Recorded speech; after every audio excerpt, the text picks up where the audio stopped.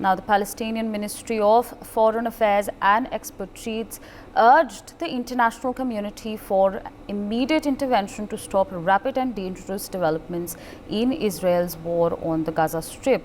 It called on the world to stop the war, considering the rapid developments in Gaza, particularly cutting off communications, the internet, and continuous shelling. Still with us on the broadcast is Major Muhammad Ali Shah. So now, you know what's happening is that Palestine is urging an immediate intervention to stop rapid developments. But now with this aggressive ground invasion by Israel, do you anticipate this happening anytime soon?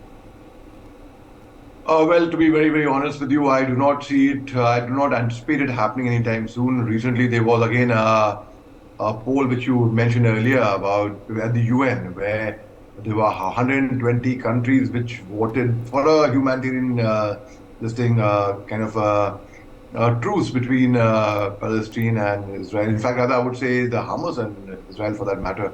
Hamas, which is a terrorist organization, and 120 voted in the favor. There were 14 who abstained. In fact, there were a few of them who abstained from the voting, and a few of them who, there were a few of them who voted against. 14 had voted against it, and a few of them abstained from voting. And India being one of them, because India is totally neutral. Actually, India would not really, and India would favor humanity. Simple as that. I mean, they would never favor terrorists. They would never. We have not recognized Taliban government as well, in Afghanistan government as well, because the government of terrorists of the Talibanis. In fact, so the very fact is, when the Palestine comes out and calls out that the international community should come up and speak about it, well, they should rather be calling out the Hamas terrorist groups also. Because see, arm twisting will not do over here. Arm twisting will not do. One has to it has to be a gesture where you have to come out and speak and come for a dialogue. And otherwise, Israel is going to get every single Hamas out at the expense of harming a lot of innocent civilians, women, children. They've made up their mind. It seems they've made up their mind, and nothing can stop them. And unfortunately, because in the chase of getting the Hamas terrorists, why should the innocents pay a price? Now, and you can't clap with one hand. Obviously, it's happening with both hands. If Israel is doing those, it's like people would call it genocide and such things. If Israel is doing that on innocent people as a collateral damage, even Hamas must understand that they have no scope of survival. They should just come out and they should release the hostages.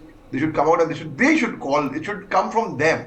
Now, international community cannot do much. The UN cannot do much in this, unfortunately. Who is going to listen? Will Hamas listen? That's the golden question. Will Hamas listen? And if Hamas were to listen to them, why can't Hamas listen to and see the common sense and join the links by what the Palestinians want? Ultimately, they want peace, right? So I think the onus is largely on Hamas as well. So Hamas they must release the hostages as soon as possible. I hope they do not end up harming any hostage over there, because that is going to be further flare up, which Hamas has been threatening and warning. So most certainly, I do not see it concluding anytime soon, Asafri. For more such videos, subscribe to the NewsX YouTube channel, hit the bell icon.